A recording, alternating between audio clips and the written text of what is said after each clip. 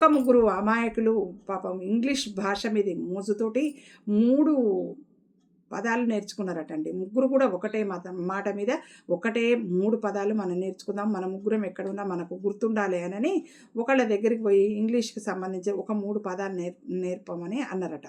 అంటే వాళ్ళు ఏం చేసిండ్రట, ఫస్టు వి3 అనేది నేర్పించిండ్రట. తర్వాత జస్ట్ ఫర్ ఫన్ అనేది నేర్పించిండ్రట.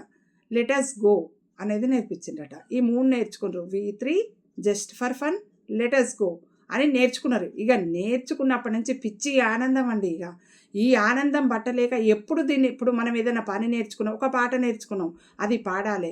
డ్యాన్స్ నేర్చుకున్నారు, అది డ్యాన్స్ అనేది చెయ్యాలి, ఒకళ్ళు చూడాలి, బాగుంది అనాలి. ఏ విద్య కానీ ఏ కళ కానీ మనం నేర్చుకున్నప్పుడు ఒకళ్ళు చూసి బాగుంది అని మెచ్చుకుంటే మనకు హ్యాపీగా ఉంటుంది కదండి. పాపం వీళ్ళు ముగ్గురు కూడా ఎంతో ఉత్సాహంతో వి3, let us go, just for fun అనేటువంటి 3 పదాలను నేర్చుకున్నారు. కాబట్టి ఇక ఎప్పుడు ప్రయోగిద్దామా అని ఉత్సుకతతోని నేర్చుకున్న దగ్గర నుంచి బయటకు వస్తున్నాడట. కరెక్ట్ అదే టైంలో ఆ ముగ్గురికి ఒక పోలీస్ ఎదురైందట. సారీ అండి. ఎదురయ్యి ఏమన్నాడట అంటే, ఇక్కడ హత్య జరిగింది, ఎవరు చేసిండ్రు మీకు ఏమన్నా తెలుసు అంటే వి3 అన్నారట. ఫస్ట్ ఇది వాడినరు. అయిపోయిన తర్వాత, అయ్యో అదేంది అంత ఈజీగా చెప్తున్నారు, ప్రాణం తీయటం ఇదా అట్లా చేసిండ్రు అని వాళ్ళ భాషలో తిడతారు కదా పోలీసులు. తిట్టి మరి ఎందుకు చేసిండ్రు అని అంటే జస్ట్ ఫర్ ఫన్ అన్నారట. అన్న తర్వాత ఇక మరి ఇట్లా మీరు ఒప్పుకున్న తర్వాత మరి ఇక పోలీస్ స్టేషన్కి నడవండి అనగానే లెట్ అస్ గో అన్నారట.